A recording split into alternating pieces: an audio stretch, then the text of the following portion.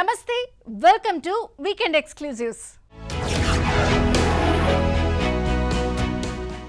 మొక్కై వంగనిదే మానై వంగునా అనేది ఓ సామెత. కానీ సాధించాలన్న తపనుంటే మొక్కే కాదు మానైనా వంగుతుందని నిరూపించాడు అసాధారణ వ్యక్తి. కౌమార దశలో అక్షరాభ్యాసం మొదలుపెట్టి విద్యలో ఉన్నత శిఖరాలు అధిరోహించాడు. 14వ ఏట ఓనమాలు దిద్ది ఉస్మానియా నుంచి డాక్టరేట్ పొంది అందరి మన్ననలు పొందుతున్నాడు ఈ నల్లమల ఆణిముత్యం. ఒకప్పుడు బాల కార్మికుడిగా ఉండి ఇప్పుడు ఉన్నత విద్యావంతుడిగా మారిన నల్లమల మట్టి మనిషిపై ప్రత్యేక కథనం.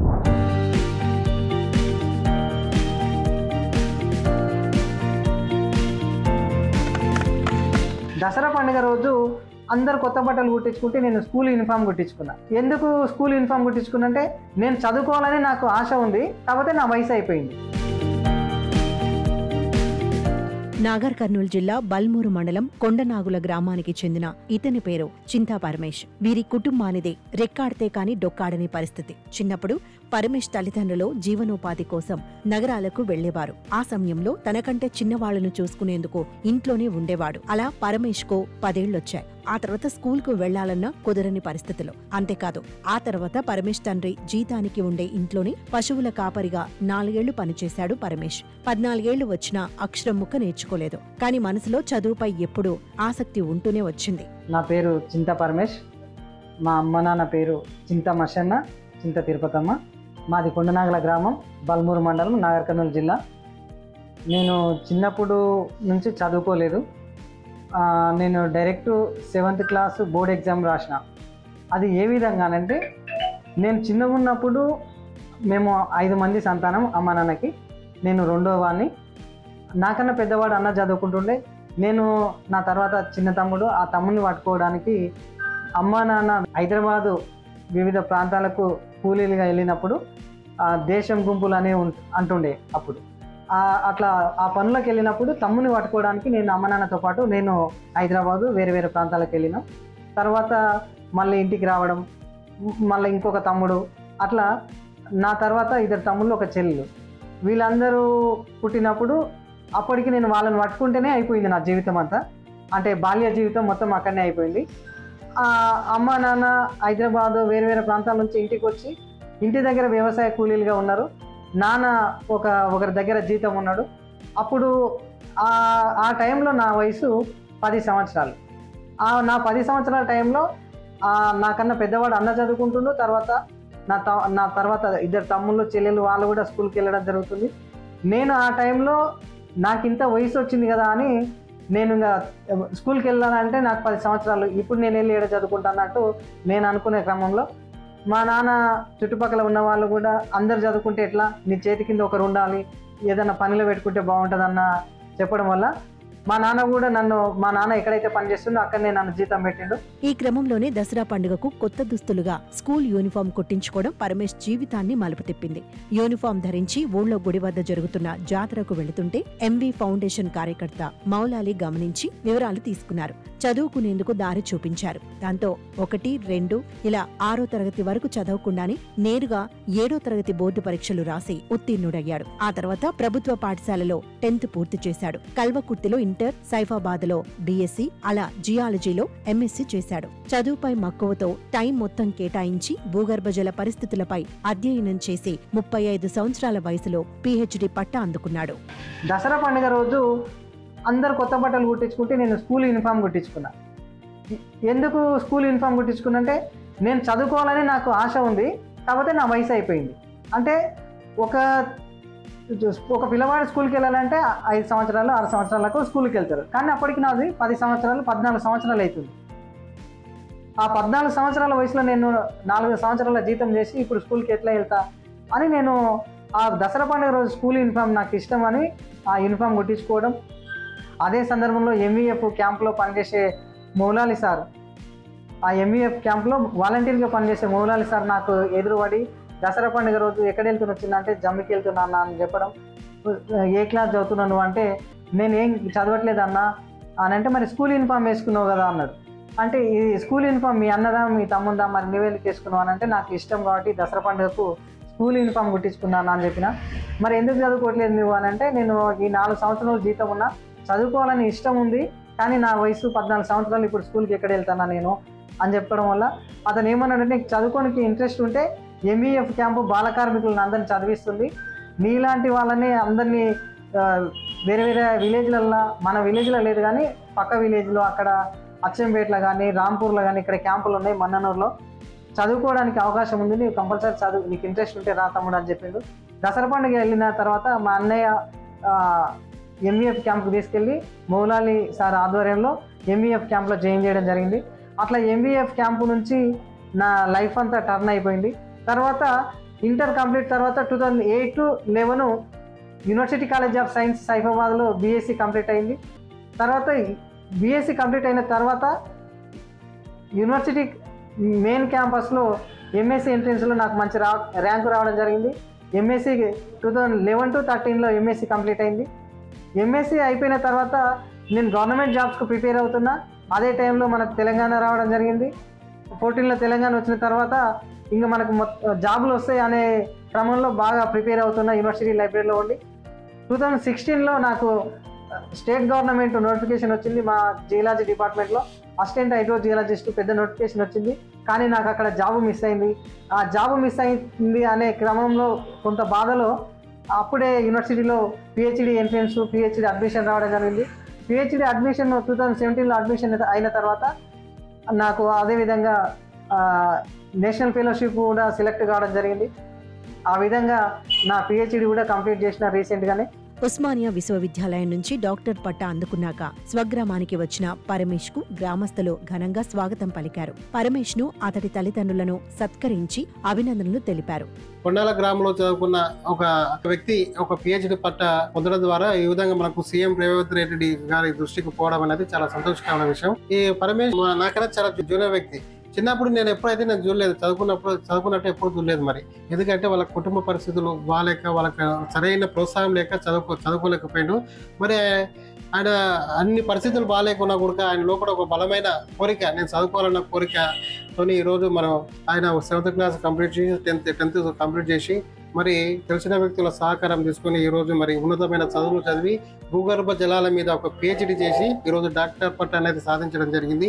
ఈ విధంగా కొండాల గ్రామ నివాసిగా డాక్టర్ పట్టా పొందడం వల్ల నేను సంతోషాన్ని వ్యక్తం చేస్తున్నాను. చదువుపై మక్కువ ఉంటే ఎప్పుడైనా విజయాలు సాధించొచ్చని నిరూపించాడు ఈ యువకుడు. ఇక పరమేష్ మరింత ముందుకు వెళ్లాలని అందరూ కోరుకుంటున్నారు.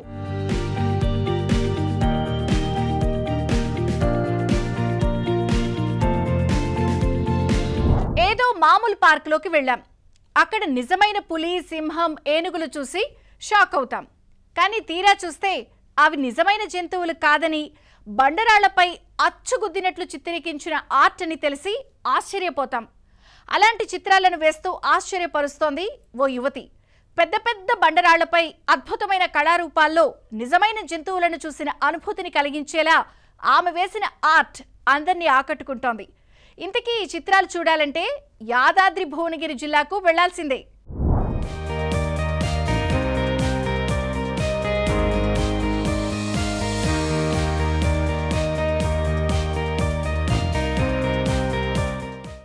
భువనగిరి పట్టణానికి చెందిన ఈమె పేరు నామోజు లావణ్య. తండ్రి ఆర్టిస్ట్ కావడంతో చిన్నప్పటి నుంచే ఆర్ట్పై ఆసక్తి పెంచుకుంది లావణ్య. కరోనా సమయంలో తండ్రి సురేందర్ మరణించారు. దాంతో కుటుంబానికి లావణ్య పెద్ద దిక్కుగా మారింది. తల్లి అన్నపూర్ణ, తమ్ముడు శివలను చూసుకుంటూ తండ్రిని చూసి నేర్చుకున్న ఆర్ట్ పైనే దృష్టి సారించింది. మార్షల్ ఆర్ట్స్ లో శిక్షణ తర్వాత స్వతహాగా ఎవరు చేయని రీతిలో బొమ్మలు గీయాలని ఆలోచన చేసింది. ఎలాంటి సహాయకుల అవసరం లేకుండా ఒక్కతే రోజుల తరబడి రాళ్లపై జంతువుల చిత్రాలకు ప్రాణం పోస్తోంది. ఎవరైనా సడన్ గా చూస్తే అక్కడ నిజంగానే జంతువు ఉందా అనిపించేలా ఆర్ట్ వేయడం లావణ్యకి సొంతం. పెద్ద పెద్ద బండరాళ్లు, భారీ కొండలపై సైతం జంతువుల రూపాలను సుందరంగా తీర్చిదిద్దుతోంది. అంతరించిపోతోన్న జీవరాశులను కళ్లకు కట్టినట్లుగా చూపించేందుకు నిరుపయోగంగా ఉన్న బండరాళ్లను ఎంచుకొని వాటిపై అద్భుతమైన కళారూపాలను తన స్వహస్తాలతో పెయింటింగ్ వేస్తూ అందర్నీ ఆకట్టుకుంటోంది. యాదగిరిగుట్ట ఆంజనేయ అరణ్యంలో ఉన్న పెద్ద బండరాళ్లు, చిన్నపాటి గుట్టలపై పులి, ఏనుగు, సింహం, ఎలుగుబంటి, ఖడ్గమృగం, రామచిలుక సహా పలు జంతువులు, పక్షుల చిత్రాలను కేవలం లావణ్య ఒక్కరే ఆర్ట్ వేశారు. మొత్తంగా అంతరించిపోతున్న జీవులను జనాలకు చూపించాలనే ఆలోచనతో బండరాళ్లపై ఈ ఆర్ట్ వేసినట్లు ఆమె చెప్పారు. పెయింటింగ్స్ ఇవన్నీ వేయడానికి రీజన్ ఏంటంటే మన పర్యావరణాన్ని పరిరక్షించుకోవాలి, అంతరించిపోతున్న జీవరాశులు. సో వీటి కాన్సెప్ట్ మీద ఇట్లా పెయింటింగ్స్ అనేటివి ఇక్కడ వేయడం జరిగింది. మేడం కూడా నన్ను అప్రోచ్ అయ్యారు, నజియా మేడంకి కూడా ఇట్లాంటి కాన్సెప్టే అవసరం పడి మేడం కూడా నన్ను బాగా ఎంకరేజ్మెంట్ చేసినారు ఈ వర్క్ చేయడానికి కూడా. ఈ వర్క్ చేయడానికి దగ్గర నాకు ఒక 60 days అలా టైం పట్టింది కంప్లీట్ అవ్వడానికి. ఈ వర్క్స్ అన్నీ కూడా నేను ఒక్కదాన్ని సింగిల్ హ్యాండెడ్గానే చేసినాను. ఇక్కడ పెద్ద బండరాళ్ళు, పెద్ద బండరాళ్ళ మీద ఒక బండరాయి మీద ఎలిఫెంటు, ఇంకొక దాని మీద టైగరు, ఇంకొక దాని మీద రైనోసర్స్, ఇట్లా చాలా ఒక 10-12 వరకు ఎనిమల్స్ని చేసినాను. ఇక్కడ బ్యాక్ సైడ్ కూడా స్లాత్ బియర్ అని చెప్పి మనకి ఇంతకుముందుకే ఇదే ఏరియాలో ఉంటుండే ఒకప్పుడు 5-6 years బ్యాక్. ఇప్పుడు ప్రజెంట్ అది అంతరించిపోయింది. సో అలా ఎగ్జాంపుల్ అంటే అంతరించిపోతున్న జీవరాశుల మీద దృష్టి పెట్టుకొని ఇలా ఈ బండరాళ్ళ మీద ఇక్కడ ఈ అరణ్యంలో వేయడం వల్ల ఏమవుతుందంటే జనాలకి కూడా ఒక సందేశం వస్తుంది, అవేర్నెస్ వస్తుంది. ఓకే, మన పాపులేషన్ ఎక్కువ పెరిగిపోయి ఫారెస్ట్లు తగ్గిపోయి ఇట్లా మనకి వైల్డ్ లైఫ్ కూడా తగ్గిపోతుంది అని చెప్పేసి కూడా వాళ్ళకు ఒక అవేర్నెస్ రావాలి అని చెప్పేసి ఇట్లా ఈ బండరాళ్ళ మీద ఇట్లా జంతువులని వేయడం అనేది ఒక కాన్సెప్ట్ వచ్చింది ఇక్కడికి. అండ్ ఇంకా ఏంటంటే ఈ వాల్లోనే ఇంత పెద్ద బండరాళ్ళ మీద ఎలిఫెంట్, ఇంత పెద్ద స్టోన్ మీద ఇంత పెద్ద ఎలిఫెంట్ కూడా వాల్లోనే ఎక్కడ చేయలేదు. అండ్ అట్లా రైనోసర్ కూడా అలా కొన్ని వర్క్స్ కూడా వరల్డ్ రికార్డ్స్కి సంబంధించిన వర్క్స్ చేసినాను ఇక్కడ.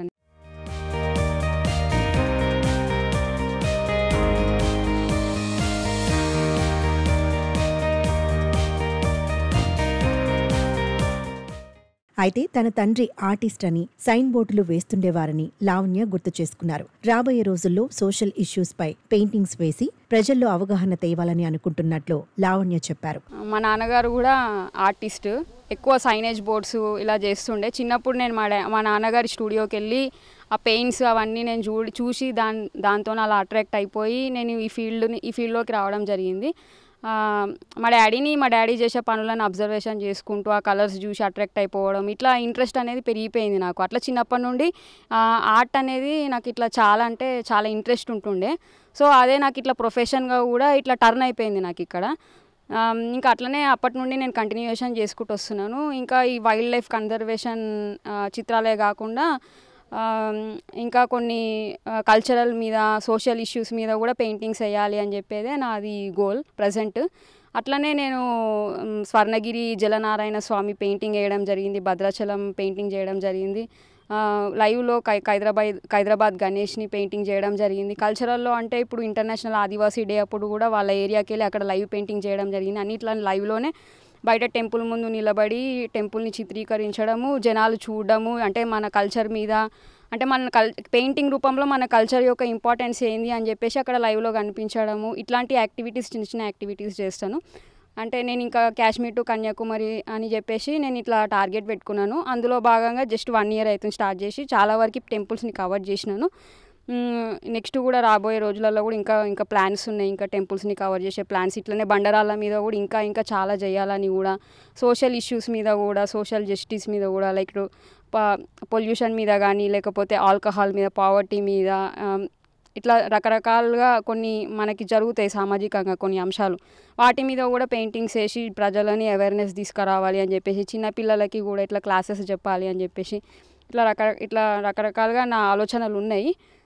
ఇట్లా మా పెయింటింగ్ ఈ అభిరుచి మాత్రం మా డాడీని చూసి మాత్రమే నేను ఇందులోకి రావడం జరిగింది. మా డాడీని చూసి మా డాడీ చేసే వర్క్స్ అవన్నీ నాకు దగ్గర నుండి చూసే వరకల్లా వాతావరణంలో పెరగడం వల్ల నాకు దీని మీద నాకు ఒక ఇంట్రెస్ట్ అనేది డెవలప్ అయిపోయింది.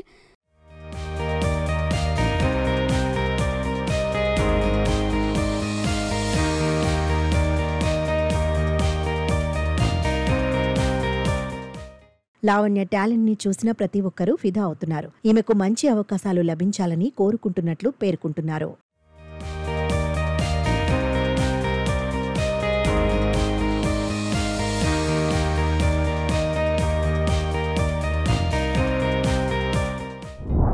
వయసు వచ్చేదాకా పిల్లల్ని తల్లిదండ్రులు పెంచుతారు.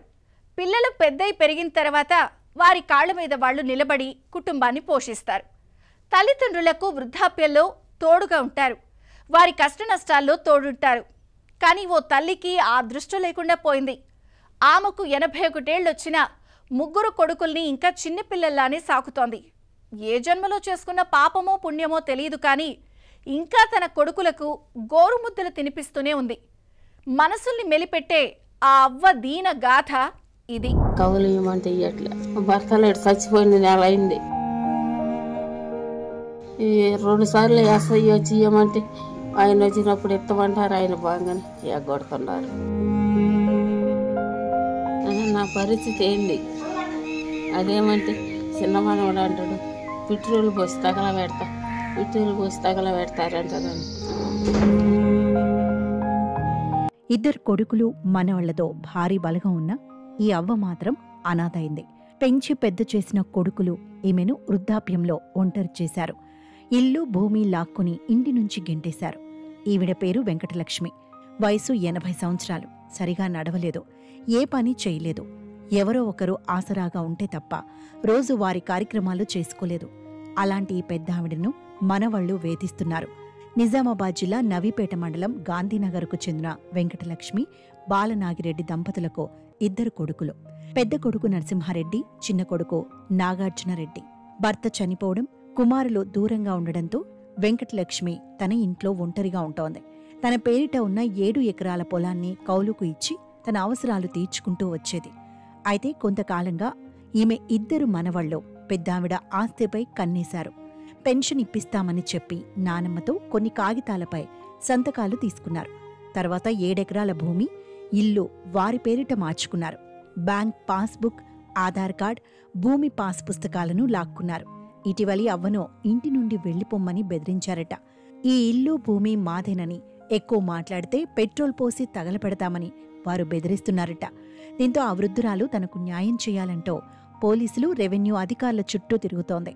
స్వయంగా నిజామాబాద్ జిల్లా కలెక్టర్ కార్యాలయానికి వెళ్లి తనకు జరిగిన అన్యాయంపై ఫిర్యాదు చేసింది. కవులు ఇవ్వమంటే ఇవ్వట్లే, భర్తలేడు చచ్చిపోయింది, నెల అయింది. నా జొతే ఎన్ని మందులు లేని నెలకు 4400 మందులు అవుతాయి. 2 సార్లు ఎస్ఐ వచ్చి ఇవ్వమంటే ఆయన వచ్చినప్పుడు ఎత్తమంటారు, ఆయన బాగానే ఎగ్గొడుతున్నారు. నా పరిస్థితి ఏంది? ఏట పొలం వాళ్ళే నాడుతున్నారు. ముసలాయన ఉండగా 21 ఎకరం ఉంది, తలా 7 ఎకరాలు ఇచ్చేసిండు. మేము 7 ఎకరాలు ఉంచుకుంటే వాళ్ళే నాడుతున్నారు, పెద్దోళ్ళు నాడుతున్నారు, ఏట కవులు ఇస్తున్నారు. 7 కవులు ఇళ్ళది ఏమి లేదు, ఎగ్గొట్టేసినారు. నిన్న 2 సార్లు కలగట కాడికి పోయాను. నా పరిస్థితి ఏంది?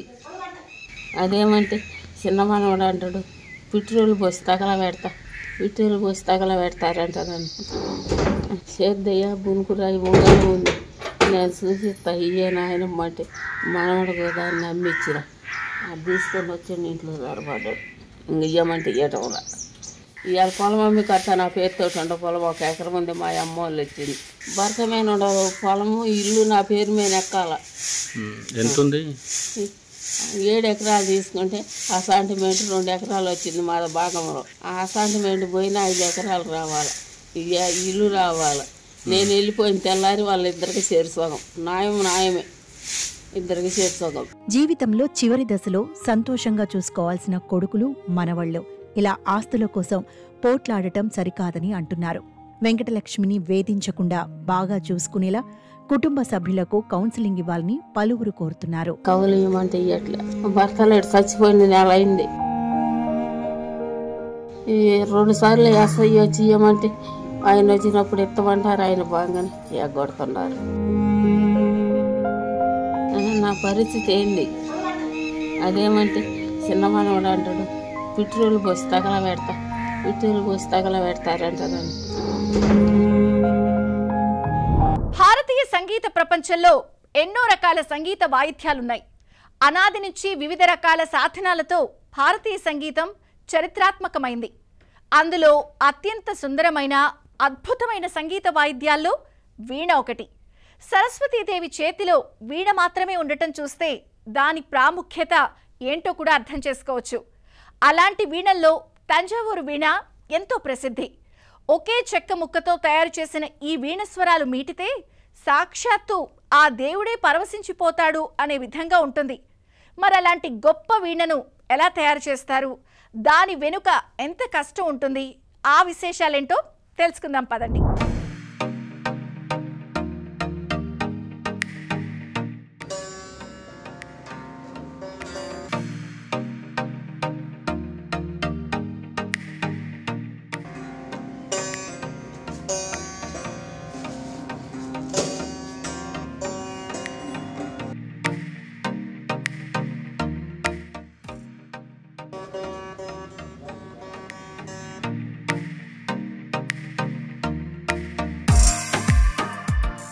తమిళనాడులోని తంజావూరు చరిత్రకు ప్రస్థానంగా చెబుతారు.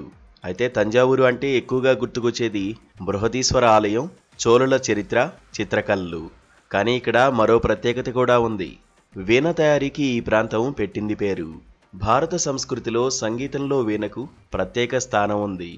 24 శృతులతో కూడిన సరస్వతీ వీణారూపం 17వ శతాబ్దంలో తంజావూరులో రఘునాథ నాయకుల కాలంలో రూపుదిద్దుకుందని చరిత్ర చెబుతోంది. ఇక్కడ తయారు చేసే వీణలకు పడిపోయిన పనస చెక్కను వినియోగిస్తారు. ముఖ్యంగా ఇక్కడ 2 రకాలుగా వీణలను తయారు చేస్తారు. ఒకే చెక్క ముక్కతో వీణ తయారు చేయడం ఒక విధానం. దీన్నే ఏకాంత వీణ అంటారు. మరోటి విడివిడి ముక్కలను కలిపి వీణను తయారు చేయడం. దీన్ని ఒట్టు వీణ అని పిలుస్తారు. మన దేశంలో ఉన్న సంగీత వాయిద్యాలలో అత్యంత ప్రాచీనమైన, అందరికీ ఇష్టమైన వాయిద్యం వీణ. సంగీత వాయిద్యాలలోనే రాణిగా వీణని అభివర్ణిస్తారు. తంజావూరుని పాలించినటువంటి రఘునాథ నాయకుల ఆస్థానంలో ఉండేటువంటి గోవింద దీక్షితర్ ప్రస్తుతం ఉన్నటువంటి వీణకి రూపాన్ని ఇచ్చారు. ఆయన ఇచ్చినటువంటి మార్పుల కారణంగానే మనకి తంజావూరు వీణ యొక్క రూపం వచ్చిందని చెప్పొచ్చు. తంజావూరు వీణ అయితే చాలా ప్రత్యేకం అని చెప్పొచ్చు. ఎందుకంటే ఈ తంజావూరు వీణని 100 సంవత్సరాలకు పైబడినటువంటి పనస చెట్టు చెక్కతో తయారు చేస్తారు. మెయిన్గా ఆ పనస చెట్టు చెక్కనే ఉపయోగించడానికి ముఖ్య రీజన్ ఒకటి, చాలా లైట్ వెయిట్ ఉంటుంది. ఇక అలాగే రీసౌండ్, ధ్వని కూడా చాలా ఎక్కువగా వినిపిస్తుంది అని చెప్తుంటారు. ఇక వీణ అంటే ఒక కళాత్మకమైన నైపుణ్యంతో, అంటే క్రాఫ్ట్మ్యాన్షిప్ ఇన్వాల్వ్ అయ్యి లాంగిటివిటీతో నాదం, స్వరం ఎంతో అద్భుతంగా ఈ 3 కలయికల రూపంతో ఉంటుంది. కనుక వీణ అంటే ఇష్టపడని వాళ్ళు ఉండరు. అసలు తెలుసుకుందాము ఈ వీణ ఎలా తయారు చేస్తారు, ఎంత సమయం పడుతుంది, తంజావూరు వీణ అంటే ఎంత స్పెషల్, ఎందుకు ఇంత స్పెషల్, దాని వెయిట్ ఎంత ఉండాలి, హైట్ ఎంత ఉండాలి, ప్రైస్ ఎంత ఉంటుంది అని వారిని అడిగి తెలుసుకుందాం. నమస్తే, ఏ తంజావూరు వీణ కే బారే మే బోలో. 300 ఏళ్ల క్రితమే తంజావూరు వీణలకు ప్రాచుర్యం వచ్చింది. అప్పట్లో తంజావూరులో కేవలం 3-4 ఇళ్లలో మాత్రమే వీణలను తయారు చేసేవారు. రాను రాను ఆ సంఖ్య పెరుగుతూ వచ్చింది. ఇప్పుడు దాదాపు 50 ఇళ్లలో వీణను తయారు చేస్తున్నారు. సింగపూర్, లండన్, మలేషియా వంటి దేశాలకు వీణలను ఎగుమతి చేస్తున్నాం. తంజావూరులో తయారు అయ్యే వీణకు మంచి డిమాండ్ ఉంది. వీణలను తయారు చేయడం నేర్చుకోవాలంటే కనీసం 4 నుంచి 5 ఏళ్లు పడుతుంది. తెలివిగా, శ్రద్ధగా దీన్ని నేర్చుకోవాలి. ఒక్కో వీణకు ఒక్కో రకమైన ఎత్తు, వెడల్పు ఉంటుంది.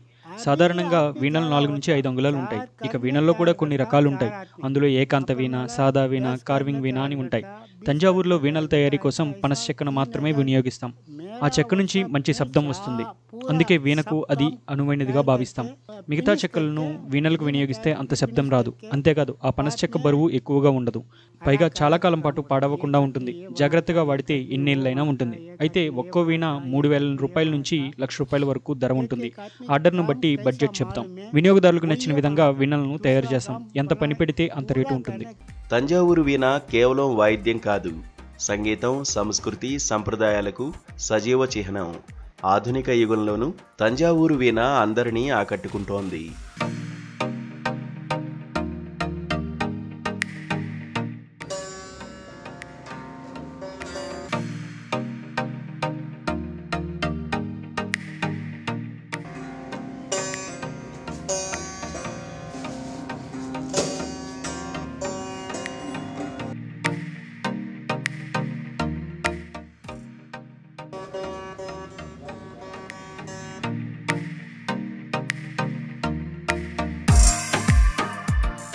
ఇదండి ఇవాల్టి వీకెండ్ ఎక్స్క్లూజివ్స్.